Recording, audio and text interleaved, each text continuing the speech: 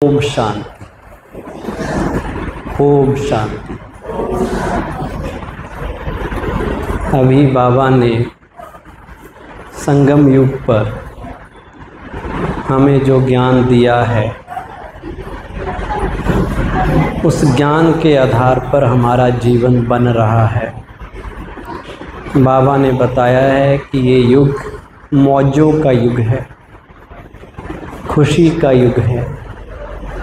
तो हर पल अपने आप को चेक करो कि ऐसी कौन सी बातें हैं जो मेरी खुशी को डिस्टर्ब करती हैं, जो मुझे सुख से रहने नहीं देती।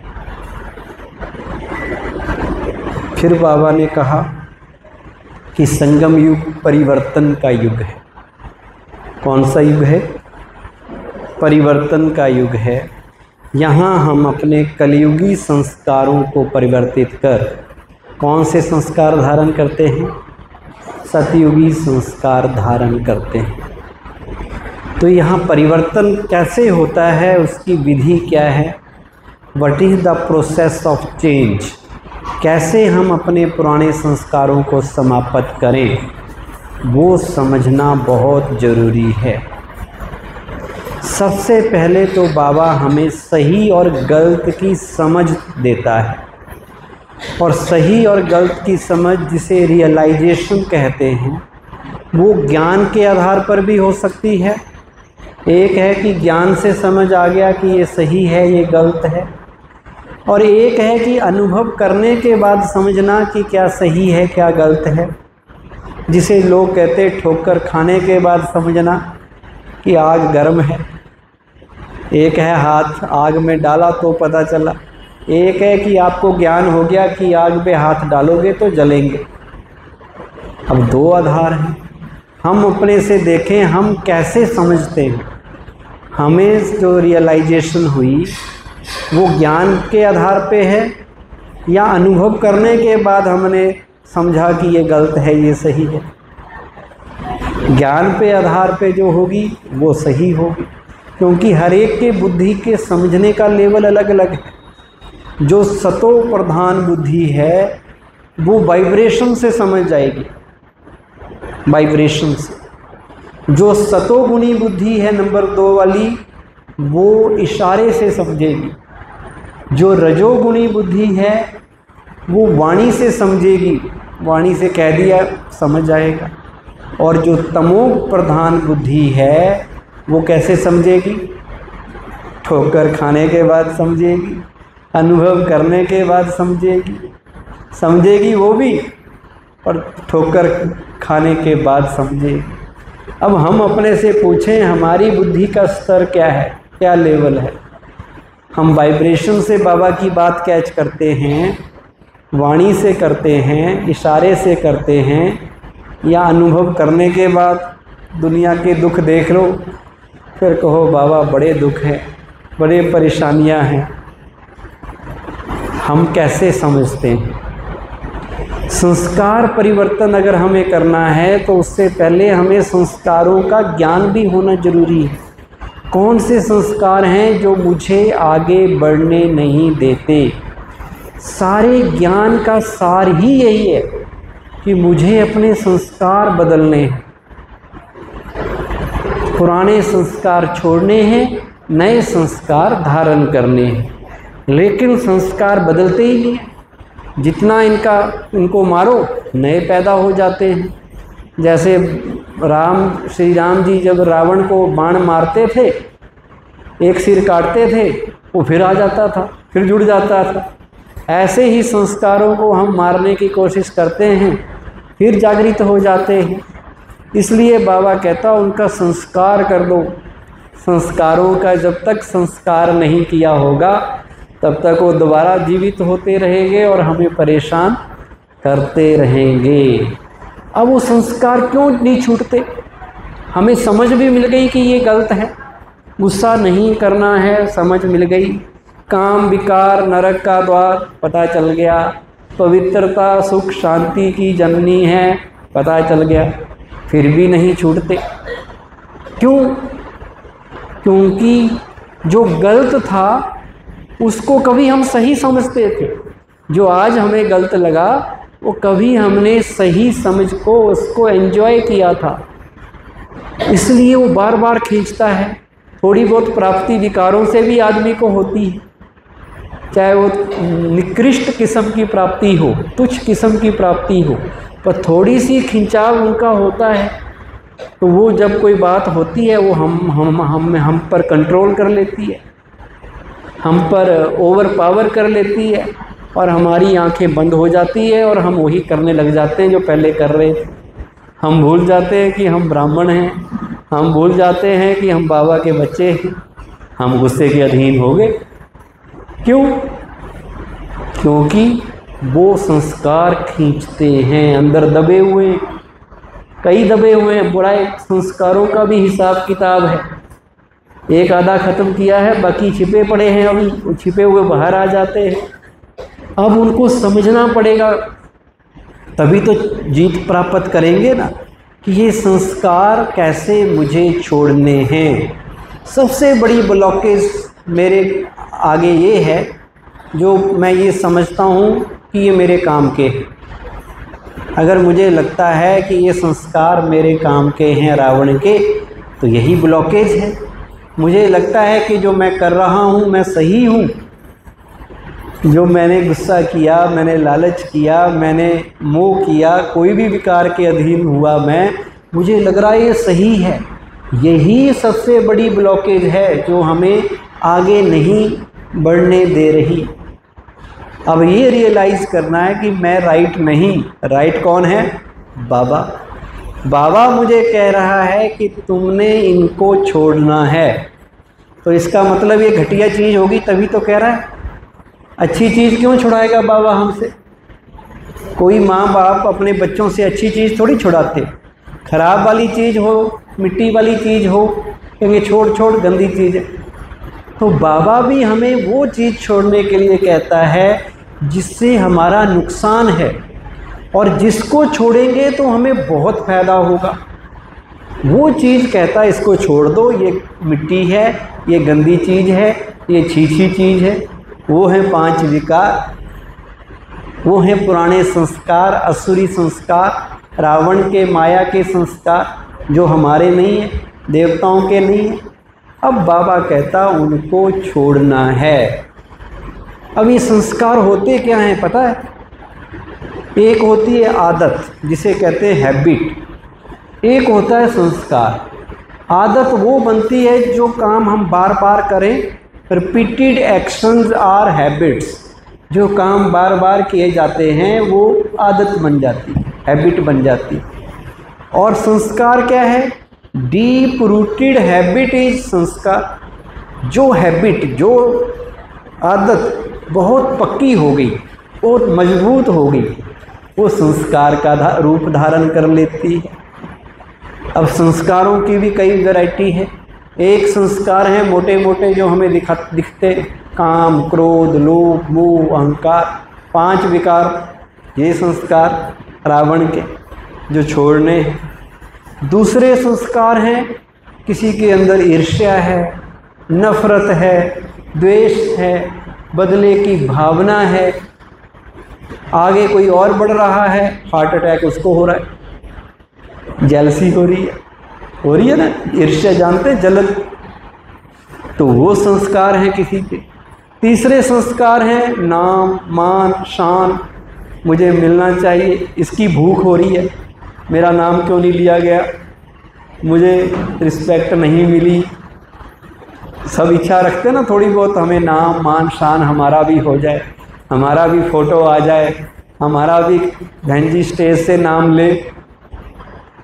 तो ये इच्छा होना, ये भी रावण के संस्कार है। हमें ना नाम चाहिए, ना मान चाहिए, ना शान चाहिए। हमारा नाम कौन सी लिस्ट में है, कौन सी डायरी में है? जिसे भगवान याद करता है उस डायरी में नाम आ गया। बाकी जगह नाम लेने से क्या होगा?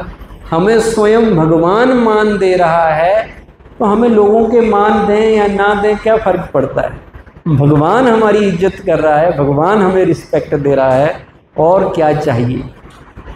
चौथे किस्म के संस्कार हैं आलस के, अलबेलेपन के, सुस्ती के, पुरुषार्थहीनता के।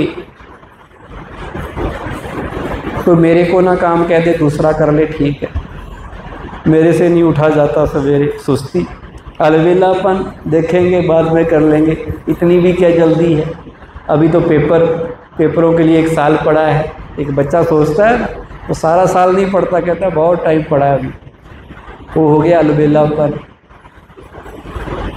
उसके बाद 5वें किस्म के संस्कार कौन से हैं? वो हैं हम छोटी छोटी बातों पे डिस्टर्ब हो जाते हैं, परेशान हो जाते हैं, मूड ऑफ हो जाता है हमारा, इरिटेट हो जाते हैं। ये एक किस्म के संस्कार हैं। अगले किस्म के संस्कार हैं परचिंतन के, परदर्शन के, होते हैं ना, दूसरों को देखना, किसी की बुराई करना, बुराई सुनना, एक किस्म के ये संस्कार हैं।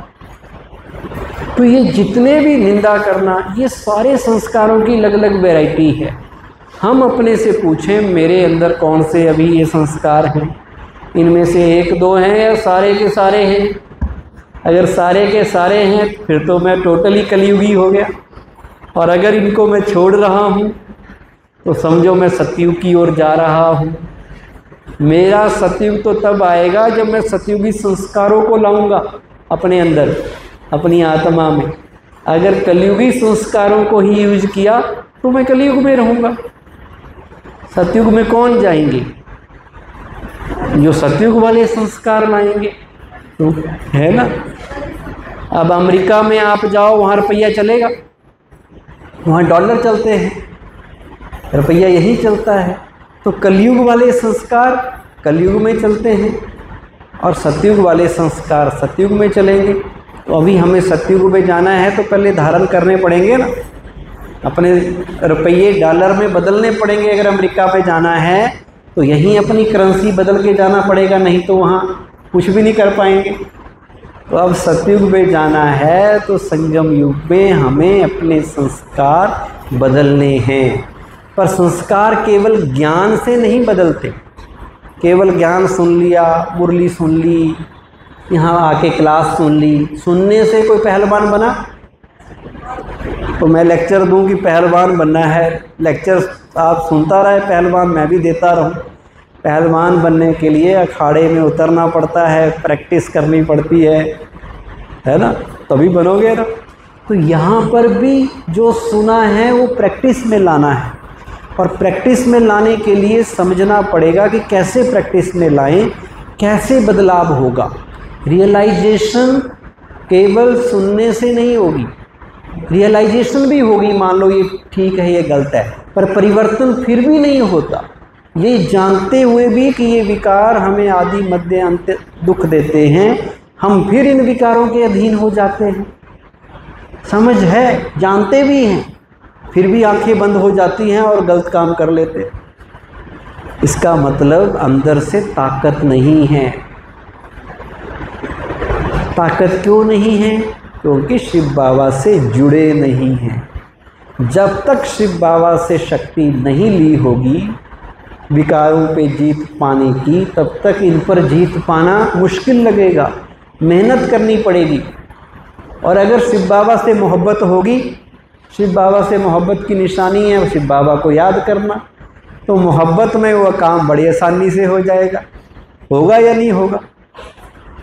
तो योग में परफेक्ट बनना है अगर संस्कारों को बदलना है। सुनने से काम नहीं होगा। आप यहाँ 2 साल आते रहो, 10 साल आ जाओ, 20 साल आ जाओ, परिवर्तन तब होगा जब आप योग में अच्छे होंगे। बिना योगी बने आप में परिवर्तन नहीं आएगा।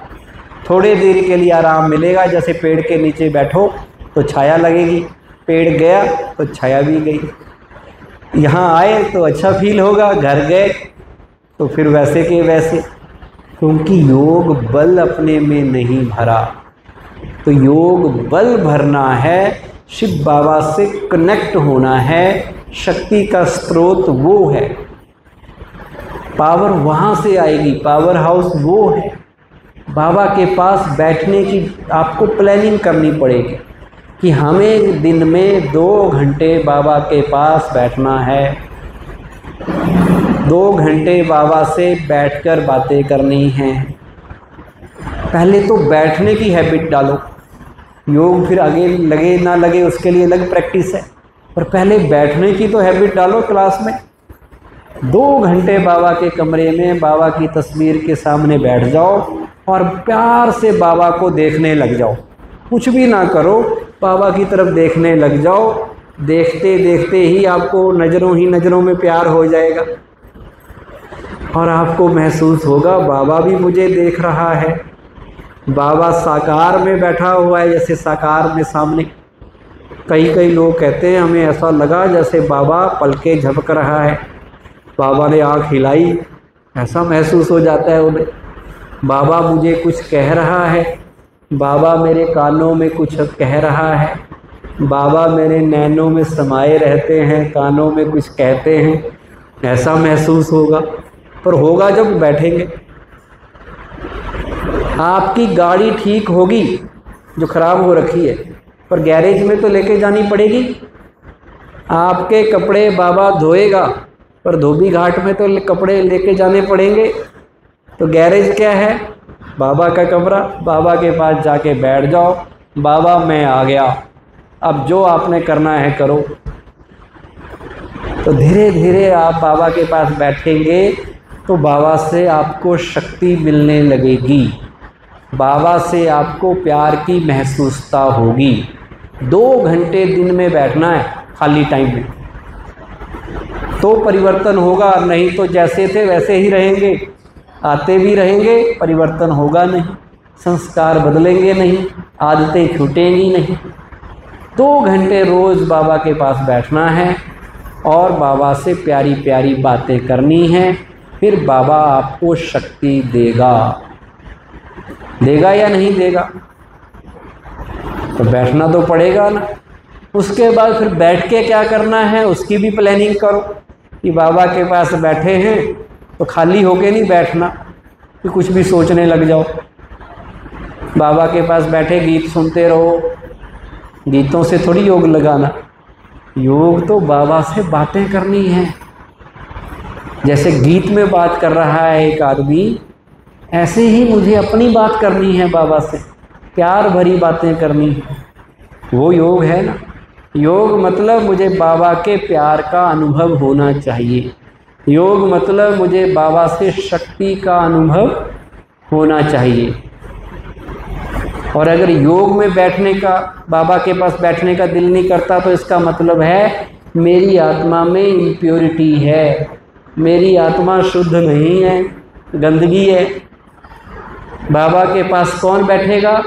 जिसकी आत्मा शुद्ध होगी, दिल सच्चा होगा, उसको बैठने का दिल करेगा, उसको अट्रैक्शन होगी कि मैं बाबा के पास बैठूं, मुझे बैठना ही है। ये आपके मन में संकल्प हो कि मैं इसके बिना नहीं रह सकता, ये मेरे जीवन का हिस्सा है।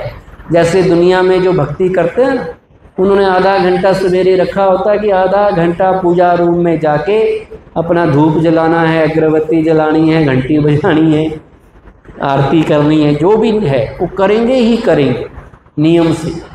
ऐसे ही हम भी अपना नियम बनाएं कि बाबा के पास बैठना है, बाबा से शक्ति लेनी है, और इसके सिवाय कोई तरीका भी नहीं है अपने को बदलने का। यही तरीका है।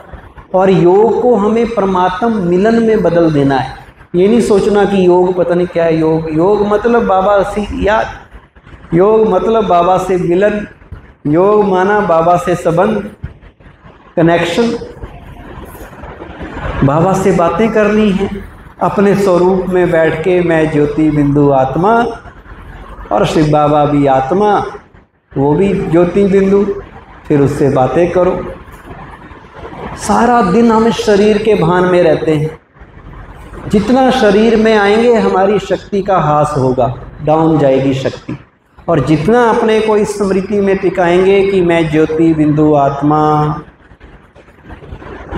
मैं शक्तिशाली आत्मा, मैं भाग्यशाली आत्मा, मैं संसार की सबसे परम पवित्र आत्मा, उतनी आपकी शक्ति बढ़ती जाएगी।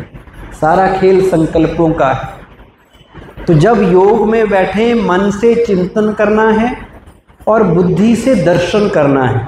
मन चिंतन का काम करेगा और बुद्धि उसकी पिक्चर बनाएगी, साथ में उसकी तस्वीर बनानी है। मैं परम पवित्र आत्मा कैसी हूँ, मैं इष्ट देव, तो देखो अपना देवी स्वरूप, मैं इष्ट देवी, देवी के रूप में देखो। फिर बाबा को भूलना मुश्किल हो जाएगा। अभी क्या है, बाबा को याद करना मुश्किल लगता है, क्योंकि हम लव में लीन नहीं हो रहे, स्नेह में समा नहीं रहे। अभी हम लवली बच्चे हैं बाबा के, लव लीन नहीं हुए। जब लव में लीन हो जाएंगे, मोहब्बत हो जाए बाबा से, फिर उसकी याद भूलना मुश्किल हो जाएगा। आपका उसके बिना रहना मुश्किल हो जाएगा। बार बार वो याद आएगा या नहीं आएगा। बस प्यार करना, योग का मतलब क्या है, बाबा से प्यार। और प्यार बढ़ाने का तरीका है, कैसे बढ़ाएं बाबा से प्यार। बाबा से अगर प्यार बढ़ाना है, बाबा से हर बात करो। अपनी हर बात किसको सुनाओ, किसको सुनाओ, बाबा को सुनाने लग जाओ।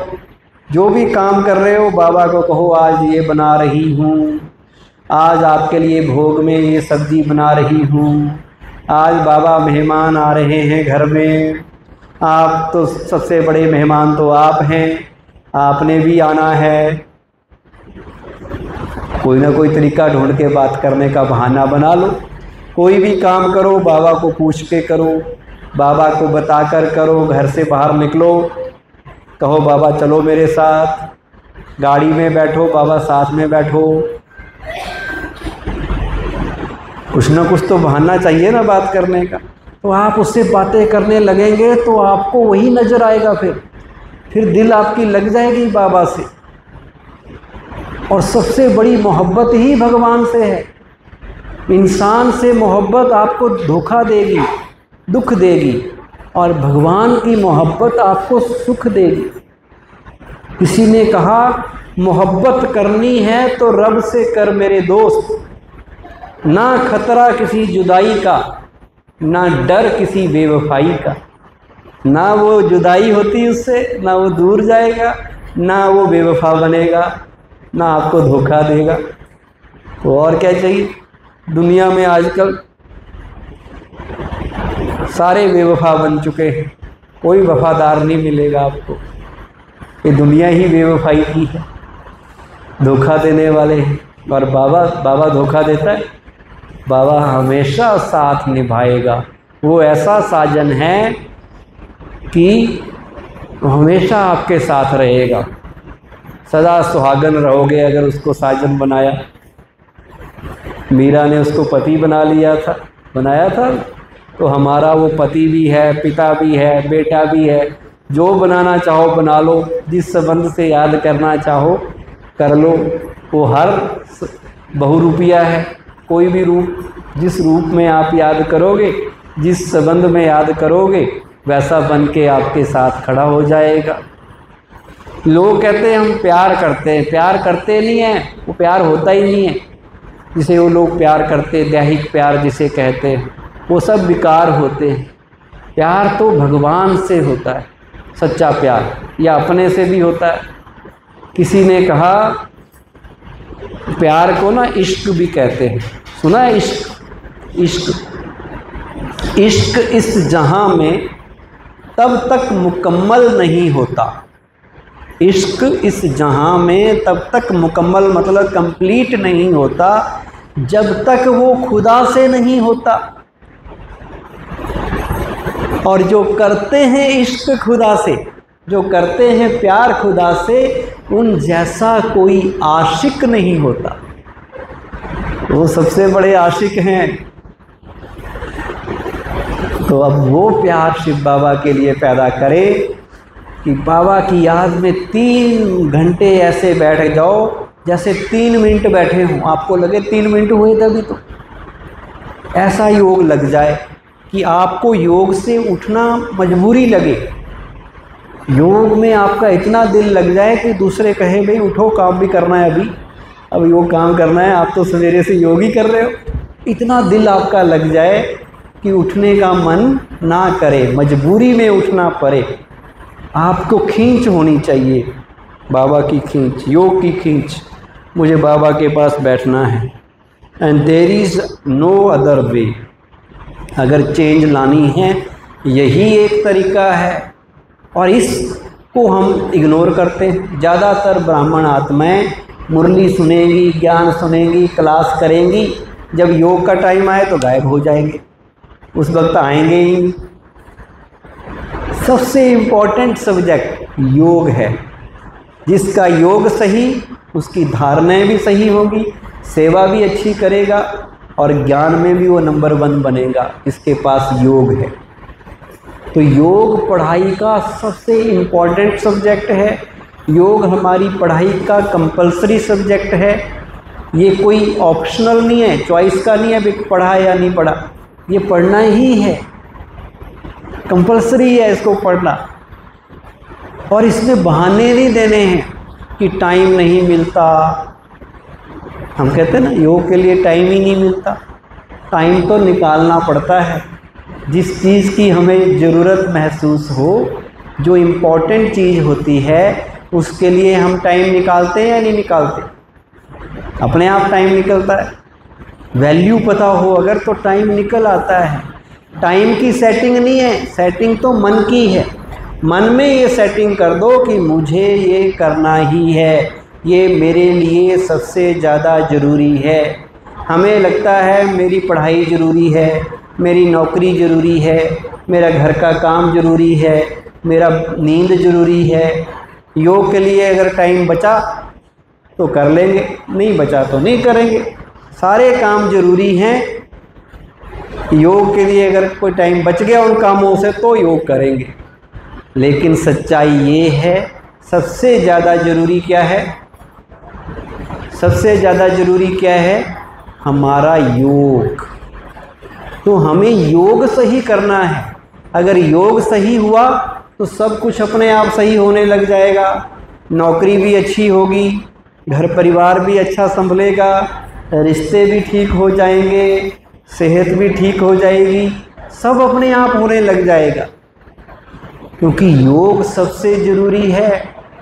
और योग का मतलब सोना नहीं है। कई लोगों को लगता है यहाँ आ जाओ, बड़ा अच्छा माहौल होता है, बड़ी शांति होती है, अच्छे अच्छे गीत बज रहे होते हैं और आके सो जाओ।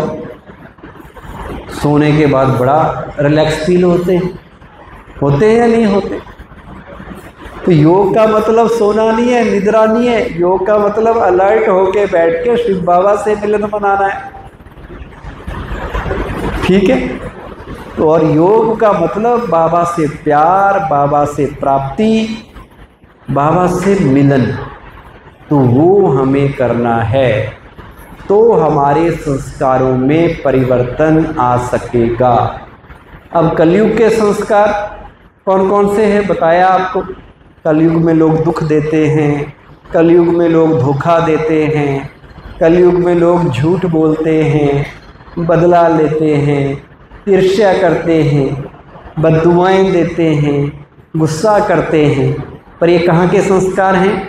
कलयुग के। और मुझे क्या बनाना है? मुझे शिव बाबा ने किस लिए सिलेक्ट किया है? सतयुग बनाने के लिए। तो कलयुग के संस्कार सतयुग में अलाउड नहीं हैं, उनकी एंट्री सतयुग में नहीं होती। तो सतयुग के संस्कार कौन से हैं? कोई आपसे उल्टा बोले तो आप कैसे बोलेंगे? आप भी उल्टा जवाब देंगे या प्यार से बोलेंगे? प्यार से बोलेंगे।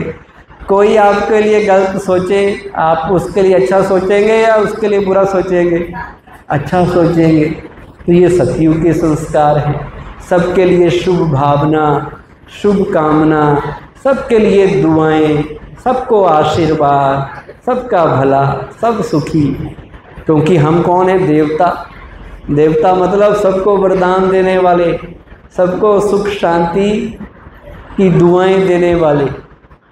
तो अब हमें अभी कलयुग में रहते सतयुग के संस्कार लाने हैं।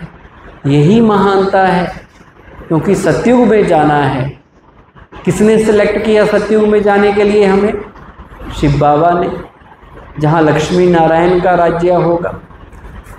लोग कहते हैं, सत्यनारायण की कथा करते हैं तो कहते हैं नर ऐसी करनी कर चले जो नर नारायण कहलाए, और नारी ऐसी करनी करे जो लक्ष्मी कहलाए। अब नर नारायण कैसे बन सकता है? नर कहाँ पर है? कलयुग में। नारायण कहाँ है? सतयुग में। तो कब उसने ऐसी करनी करी जो नर से नारायण बना? कब नारी ने कुछ ऐसी करनी की, ऐसा पुरुषार्थ किया जो वो नारी से लक्ष्मी बनी? वो अभी संगम युग पे किया। तो अभी वो पुरुषार्थ है अपने संस्कारों को बदलने का, कि आज से गुस्सा नहीं, आज से कैसे बात करेंगे? प्यार से करेंगे। कर सकते हैं या नहीं कर सकते? बताओ, कर सकते हैं ना? कोई कितना भी उल्टा बोले, पर हम क्यों उल्टा बोले? हम तो उल्टा बोलेंगे, क्योंकि हम देवता बनने वाले हैं, वो तो असुर है। वो अगर गलत कर रहा है तो सोचो वो तो कलयुगी आदमी है, कलयुग वाला तो कलयुग का काम करेगा। पर मैं कलयुग में होते हुए भी सतयुग बना रही हूँ, ये याद रखना है। मैं कौन सी आत्मा हूँ? मैं सतयुगी आत्मा हूँ। मैं सबको देने वाली आत्मा हूँ, याद कर लो। मुझे किसी से कुछ नहीं चाहिए। मैं भगवान की शक्तियों से, भगवान से प्यार से भरपूर आत्मा हूँ। मैं सतयुगी दिव्य आत्मा हूँ। मुझे सबको देना है, देना है और देना है। ये याद रहे ना। सवेरे उठ के अपने मन में ये विचार डाल दो। पहला विचार यही डालो, सवेरे उठ के शिव बाबा को याद करो, गुड मॉर्निंग बाबा, और उसके बाद क्या कहो? मैं सतयुगी आत्मा हूँ। और सारा दिन आपके कानों में ये विचार गूंजता रहे, मैं सतयुगी आत्मा हूँ। तो फिर आपके सारे थॉट, आपके सारे संकल्प सतयुग वाले हो जाएंगे। आपके बोल सुखदाई बन जाएंगे। आपके कर्म, हर कर्म आपका स्वर्ग बना रहा होगा। अच्छा, आप सतयुग में जाएंगे या सतयुग को बनाएंगे? पहले बनाना पड़ेगा ना। ऐसा तो नहीं कि चुपचाप आपको ले एंट्री हो जाएगी। तो सतयुग कहाँ बनाना है? सबसे पहले सतयुग कहाँ बनाना है? दुनिया में बनाना है या अपने मन में बनाना है? हाँ, पहले शुरुआत अपने से करनी है। पहला सतयुग अपने मन में लाना है, फिर अपने घर में, फिर परिवार में, दुनिया में तो फिर आ ही जाएगा देखते देखते। सतयुग मन में लाना का मतलब मैंने अपनी आदतें, अपने संस्कार सतयुग वाले बनाने हैं, कलयुग वाले नहीं। कलयुग में है बुराइयाँ, सतयुग में है अच्छाइयाँ, दिव्य गुण। जो भी दिव्य गुण हैं वो मैंने अपने में लाने हैं, तो मैं सतयुगी आत्मा बन जाऊंगी। अब अलर्ट होके बैठेंगे, दोबारा योग अभ्यास करेंगे। हम 5 स्वरूपों का अभ्यास करेंगे।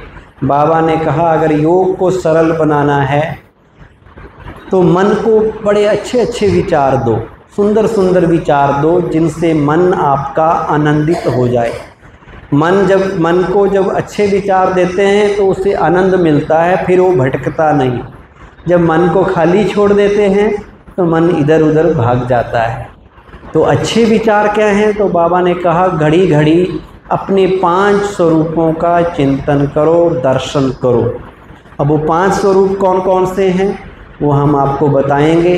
बाबा ने ये भी कहा है हर घंटे दिन में 5 स्वरूपों का अभ्यास कर लो।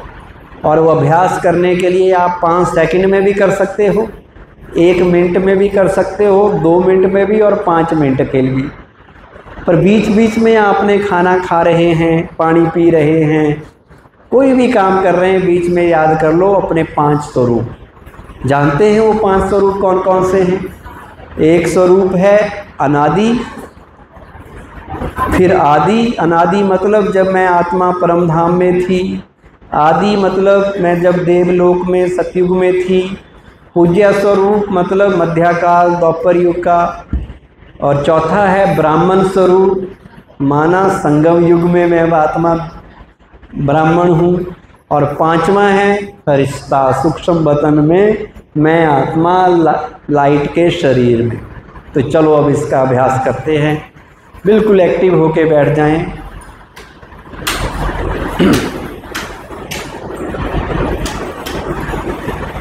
देखें अपने आप को शरीर के मध्य चमकता हुआ सितारा, ज्योति बिंदु आत्मा।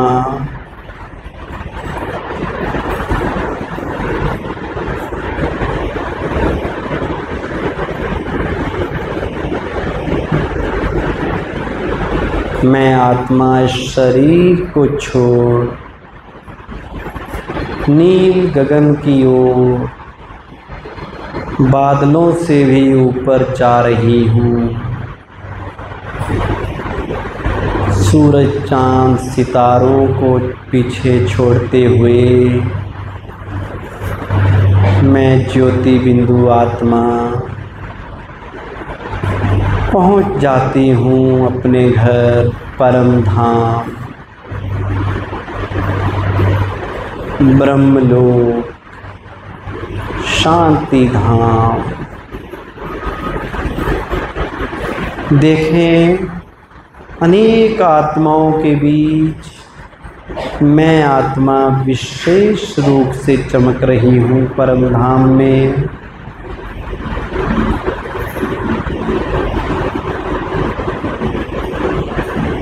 मेरे सामने शिव बाबा महाज्योति वो भी चमक रहे हैं।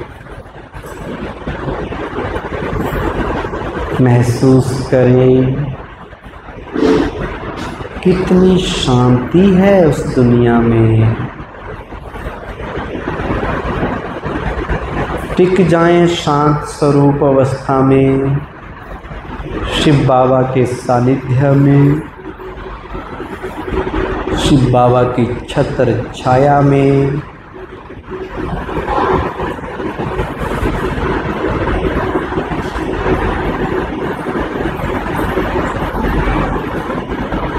महसूस करें मैं प्रेम स्वरूप आत्मा, आनंद स्वरूप आत्मा शिव बाबा के बिल्कुल सामने। शिव बाबा की किरणें मुझ आत्मा को शक्ति प्रदान कर रही हैं।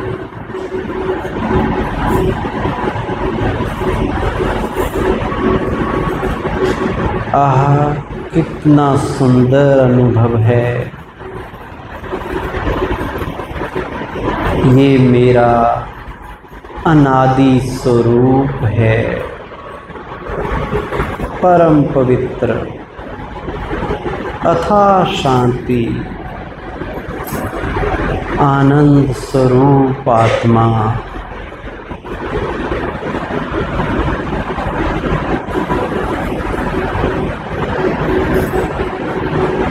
अब देखें मैं आत्मा परम धाम को छोड़ती हुई नीचे उतर रही हूँ। पहुँच जाएं सतयुग देवलोक में। देखें अपने आप को विश्व महाराजन श्री नारायण के रूप में, धन की देवी लक्ष्मी के रूप में। चारों ओर देवता देवी और देवता विचरण कर रहे हैं। बड़े बड़े सोने और हीरे जवाहरात के जड़े महल, रतन जड़ित पुष्पक विमान, बड़े बड़े बगीचे। कितना बड़ा कितना सुंदर स्वर्ग है। श्री कृष्ण श्री राधे रास कर रहे हैं।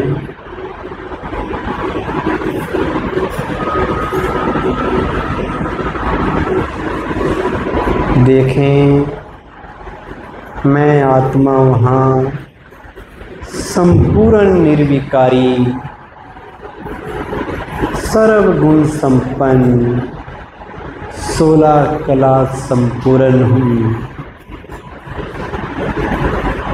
अपने डबल ताज को देखें, सुख शांति से भरपूर वो दुनिया।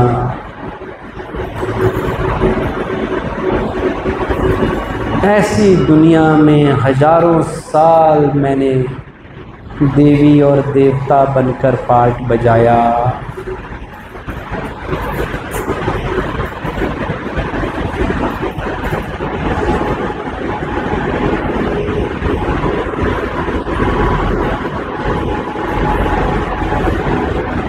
अब वहाँ से पहुँच जाएं मध्य काल में, अपने पूज्य स्वरूप को देखें।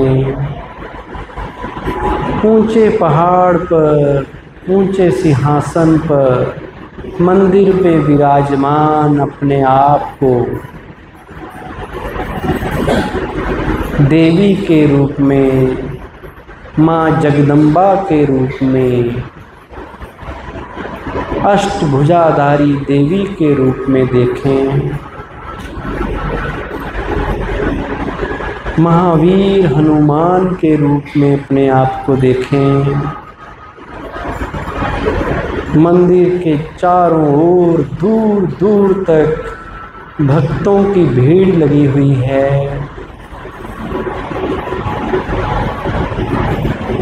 दूर दूर से भगत आत्माएं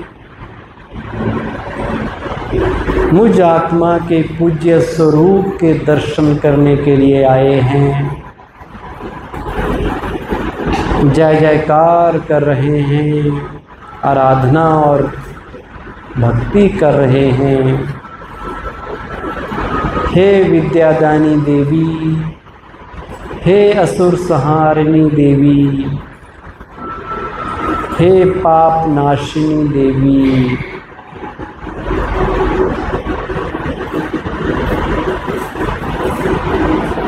हे ममतामयी माँ, हमारी मनोकामनाएं पूरी करो। भगत कह रहे हैं, हे विद्यापति देव, हे विघ्न विनाशक, सिद्धि विनायक,